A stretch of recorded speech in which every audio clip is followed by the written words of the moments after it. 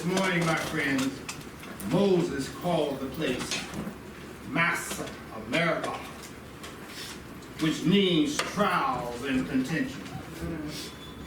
This morning, just for a little while, I want to talk to you from the theme, it's only a test. Can we just take one quick second? I want you to get this deep down into your spirit, because some of us are going through some tests right now. We're in a testing place. And I want you to get this deep down inside of you. You could be going through spiritually. You could be going through physically.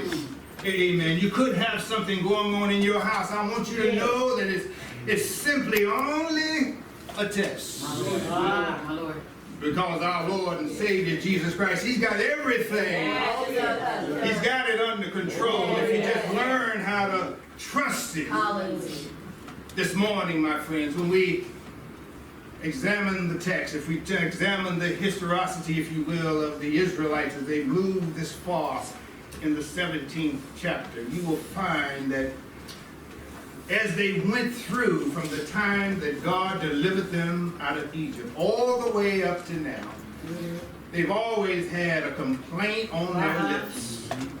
Always complaining about something after God delivered them out of Egypt.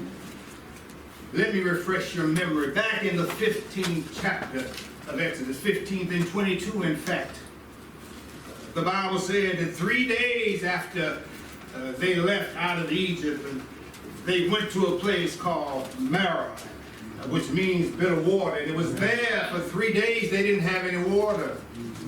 And the Bible will tell you that they then began to complain.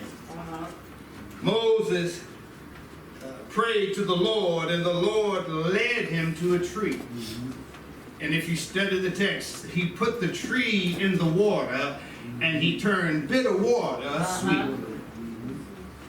My friends, when we look a little bit deeper into the text, we find down in verse 16, and we did this in Bible study, we found out that God led them from Marah to the wilderness of Sin. And it was there that they ran out of food. Right? And it was also there that they began to murmur and complain. Hear me good. And they just weren't complaining, they were upset with Moses and Aaron. Because whoever God puts out front in the leadership position, amen, that's the only person they want to talk to. Amen. They don't want to really talk to God. They want to complain to the pastor, complain about Moses and Aaron. Amen. My friends, I want you to know that the God that we serve, He hears everything we say. He is an omniscient God, which means that He knows everything and He hears everything. And church, you need to know that in response to their complaint, God called bread to fall from heaven. Amen. Amen. We called it manna. Amen. And when you look a little bit closer, they began to complain because now that He's given them water and bread, they still aren't happy. Amen. They want a little meat to eat with their bread. Yeah, I ain't mad at them because we want a little meat to eat with our bread. See, it's not the fact that they complain, it's about how they complain and who they complain to.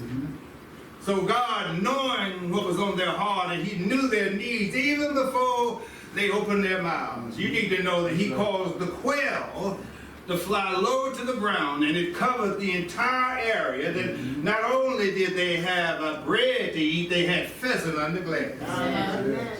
Yeah. See, God knows what we need.